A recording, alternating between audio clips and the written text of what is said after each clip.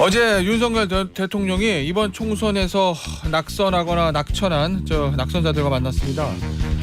이 수고했다는 메시지와 함께 국정 운영에 대해서 묻기도 했다는데 낙선자들은 대통령 만든 사람들이 비윤계의 배타적인 분위기로 당을 끌고 갔다. 대오각성이 필요하다. 이렇게 작심 발언을 했다고 알려져 있습니다. 현장에 있었던 조혜진 국민의힘 의원과 자세한 이야기 나눠보도록 하겠습니다. 전화로 만나볼게요. 의원님 안녕하세요. 예, 안녕하십니까. 조혜진입니다. 자, 의원님 어제 예. 대통령과 낙선자들 오찬을에 참석하셨는데 예, 마음은 좀 무거우셨겠어요. 예, 그래도 대통령께서 위로하고 격려하는 자리를 마련해 주셨으니까 예. 또 감사하죠. 어제 현장 분위기는 어땠습니까?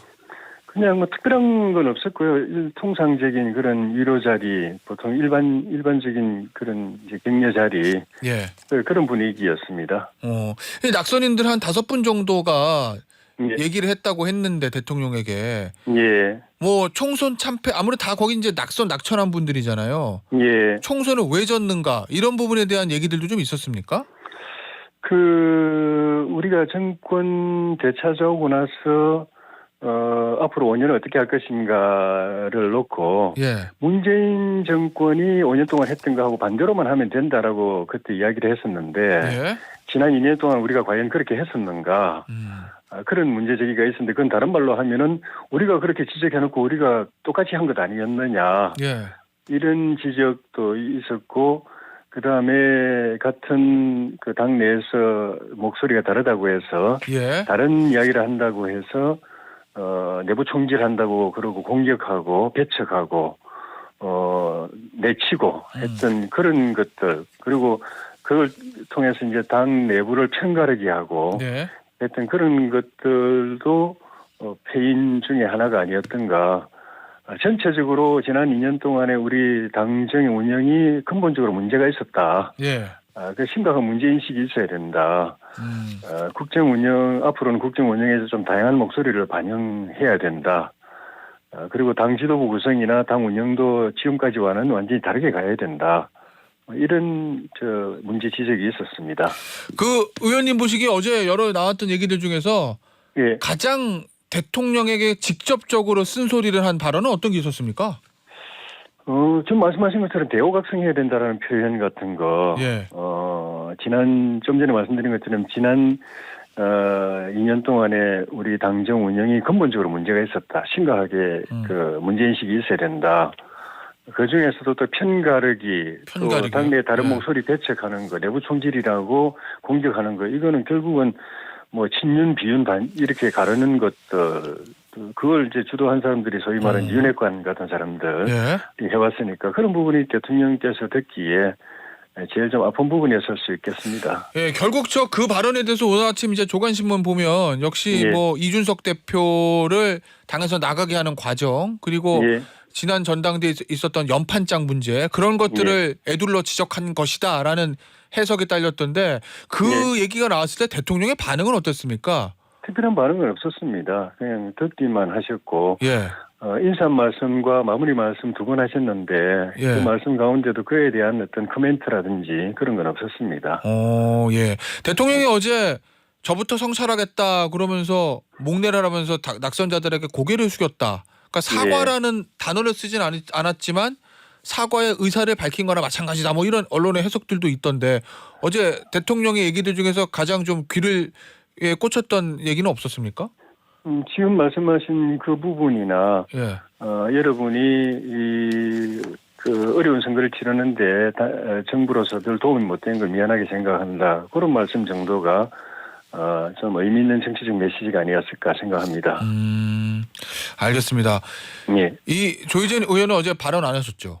예. 만약에 발언 기회가 없어서 안 하신 겁니까? 아니면 하고 싶었는데 어떤 이미 제 말씀은 공개적으로 2차례나 드렸고 앞으로도 필요하면 또 그런 말씀 드릴 기회가 많이 있을 것이고 어제 그 자리는 어쨌든 간에 대통령께서 낙선 의원들을 위로하고 격려하기 위해서 만든 자리인데 거기서 만약에 기회가 그 자리밖에 없다면 분위기 관계없이 이야기할 수도 있지만 그런 게 아닌데 그런 자리에서까지 내가 또 또 그런 심각한 이야기를 꼭 할 필요가 있나 하는 생각이 있어서 발언하지 않았습니다. 자, 그러면 그 조혜진 의원의 얘기는 예. 어제는 그냥 위로하는 자리이기 때문에 내가 마이크를 잡으면 말이 너무 세질 것 같아서 내가 자제했다. 전 이렇게 들리거든요.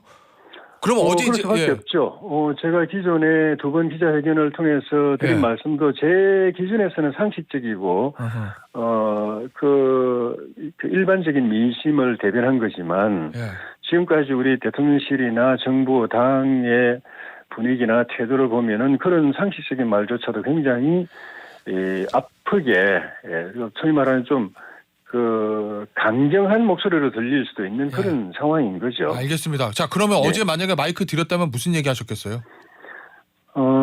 대통령께서 지금 이대로 가면은 정권이 심각한 위기로 몰린다. 정권의 존립 자체가 위태로운 상황으로 간다. 그걸 막아줄 수 있는 것은 국민뿐이다. 민심뿐이다. 민심을 얻는 정치를 해야 된다. 근데 국민이 바라는 거는 나와 있다. 대통령 개인에 대해서는 좀 겸손한 대통령, 또 소통하는 대통령, 또 일 잘하는 유능한 대통령이 되기를 바라시는 그런 기대가 있고, 그 다음에 좀 전에 앵커께서도 말씀하셨지만은 지난 2년 당정 운영하는 과정에서 다른 목소리를 용납하지 않고 억누르고 배제하고 또는 배척하고 또는 내쫓고 해서 스스로 통치 기반을 해체시킨 잘못이 있다. 그걸 다시 복원하는 노력을 하셔야 된다.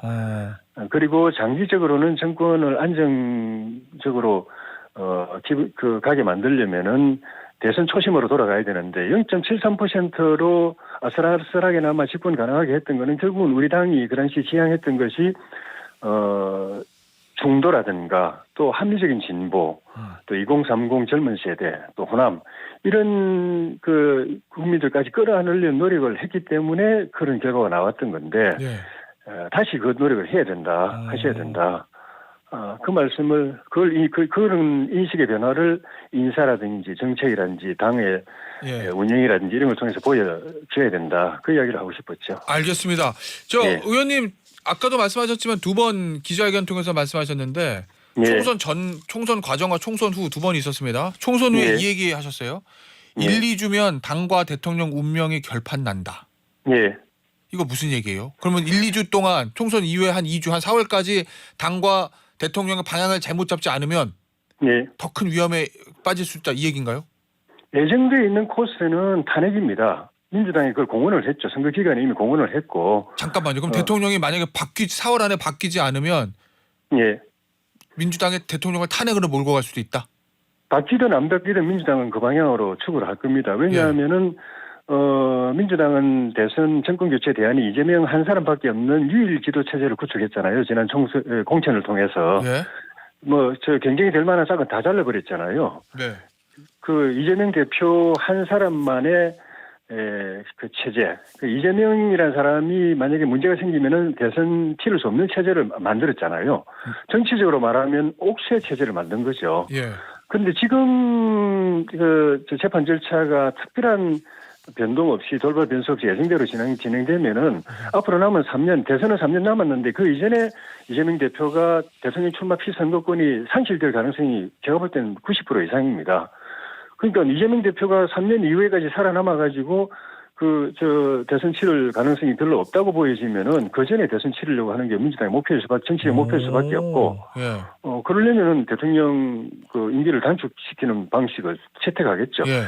선거 과정에서부터 탄핵 이야기를 계속했던 게 선거 전략적인 측면도 있지만은 그거를 말하자면은 총선 민심의 공약으로 내건 측면도 있습니다. 만약에 200석을 꽉 채웠다면은 8석을 더 얻어가지고 200석을 채웠다면 민주당은 국민들이 윤석열 정권 탄핵을 승인했다라고 하고 바로 착수를 했을 겁니다. 근데 8석 모자라지만 지난 박근혜 대통령 20대 국회에서 박근혜 대통령 탄핵할 때보다는 훨씬 더 많은 의석을 얻었어요, 민주당은. 그때보다도 탄핵의 기술이 훨씬 더 더 발전해 있고. 그러니까 이분들은 제가 볼 때는 더 볼 것도 없어요. 그런 방향으로 갈 겁니다. 그런데 그걸 막아줄 수 있는 거는 국회 의석으로는 못 막습니다. 오로지 국민의 뜻, 민심, 여론이 그렇게 가면 안 된다 하고 반대할 때만 민주당이 그거를 포기할 수가 있습니다. 자, 그러니까 그걸 막기 위해서 1, 2주 안에 4월 안에 대통령의 변화된 모습을 통해서 민심의 흐름을 좀 대통령 쪽으로 우호적으로 틀어야 된다 이런 말씀이신 거잖아요. 그거죠. 예. 근데 네. 그러면 지금 총선 이후에 대통령이 약간 변화된 모습을 보이는 거 이걸 보면 조희진 의원이 생각했던 대로 민심을 대통령 쪽으로 다시 끌어올 수 있을 것 같습니까? 아니면 아직 부족합니까? 한 일주일가량 지났는데 현 시점에서는 여론이 그렇게 반응하는 것 같지는 않습니다. 예. 그 총선 이후에 대통령실 분위기나 당 분위기 또 몇 차례 인사 그리고 당의 원내 지도부 구성이나 전당대회 당 지도부 구성 문제를 놓고 나오고 있는 하마평이라든지 또 그 분위기라든지 이런 것들을 보면은 국민들이 기대하는 이 정권은 이게 그 윤석열 정부 또 국민의힘이 정신 차렸기 때문에 예. 이걸 지켜줘야 된다. 3년간 지켜줘야 되고 탄핵 안 된다. 예. 막아줘야 된다라고 생각할 만큼 인식의 변화는 없다고 보는 것이 냉정한 지금의 여론이 아닌가 싶습니다. 자, 그러면 의원님 대통령은 뭘 더 해야 됩니까? 총선 과정에서는 조희진 의원이 그렇게 얘기하셨어요. 대통령이 네. 무릎 꿇고 사과해야 된다. 예.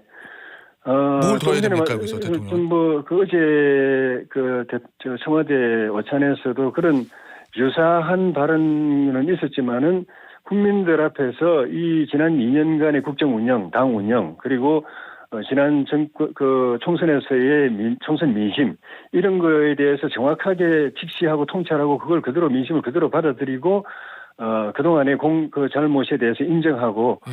그걸 확실하게 바로잡겠다는 그런 명시적인 대국민 메시지는 아직 안 나왔다고 예. 보는 게 맞을 것 같습니다. 예. 국무회의 발언도 그런 측면에서 국민들의 기대에 많이 좀 부족했던 것 같고 예. 뭔가 더 그러다 보니까 예.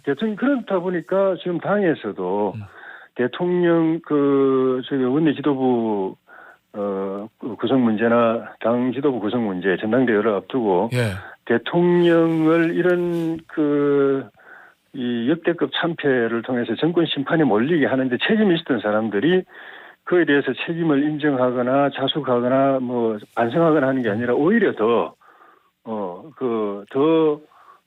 득세를 하는 예. 그런 모습을 보여주고 있는 것은 예. 국민들에게 대통령 가까이서 모셨던 사람들이 저런 모습을 보이는 거 보니까 대통령도 별 변화가 없나 보네. 그 겉으로는 약간 살짝 고개 숙이는 듯한 모습 보이는데 뭐 생각이 별 변화가 없으니까 대통령 알겠습니다. 가까이 있었던 사람들이 저렇게 하는 건 예. 아닌가 하는 그런 생각을 갖게 만드는 모습들이 당에서 지금 보여지고 있습니다. 자, 그러면 답정이라고 불리는 예. 이철규 의원 원내대표설 답은 정해졌다. 이철규 의원으로 이거는 안 예. 된다는 말씀이세요? 특징에 이철규 대해서 의원은 나오면 안 이야기하고 된다? 특징을 거명해서 이야기하고 싶진 않은데요. 예. 대통령께서 이런 상황까지 몰리게 된 데 대해서 누가 책임이 가장 가까이에서 어떤 사람들이 대통령을 보좌했고 어떻게 보좌해서 이렇게 됐는지에 대해서는 많지는 다 아는 일인데 예. 그에 대해서 같이 책임지고 자숙하는 모습이 아니라 오히려 더 득세하는 그런 모습들은 알겠습니다. 이렇게 가면 이 당은 정말 뭐 막장으로 가는 것 아닌가 하는 그리고 그런 사람들은 결국은 이렇게 되면 나중에는 결국은 패족이 된다는 그런 인식이 없으면은 예. 정말 이 위기를 벗어나기 힘들 것 같아요. 알겠습니다. 관련된 질문인데요. 마지막 질문입니다. 나이 연대설 얘기 나오잖아요. 이철규 의원 원내대표, 나경원 당선인 당대표. 요 야이 연대 이거는 어떻게 보세요? 대통령은 대통령대로 대통령실의 그런 변화와 쇄신이 앞으로 3년 임기의 승패, 존립을 결정하는 지금 골든타임에 들어가 있잖아요. 1, 2주. 예. 제가 1, 2주라고 말씀드렸는데 당은 당대로 예. 이 국면에서 완전히 새롭게 쇄신하지 않으면은 당은 정말 이제는 민주당이 정말 엄청난 사고를 저질러가지고 우리가 어부지리를 얻지 않는 이상은 다시는 집권을 꿈꿀 수 없는 그런 체제로 가버립니다. 예. 그런 측면에서 이번 원내 지도부 구성, 당 지도부 구성은 앞으로 우리 보수 정당의 존폐, 생사가 걸린 그 골든타임입니다. 여기에 당에 대해서 국민이 뭘 바라고 있는가는 명백히 나와 있는데 그 민심을 따라가지 않고 반대로 가면은 희망 없습니다. 알겠습니다. 어떤 의미신지 여기서 인터뷰 마무리하고요. 다음에 스튜디오로 한번 모시겠습니다, 의원님. 예. 예, 국민의힘의 조혜진 의원이었습니다. 감사합니다. 고맙습니다.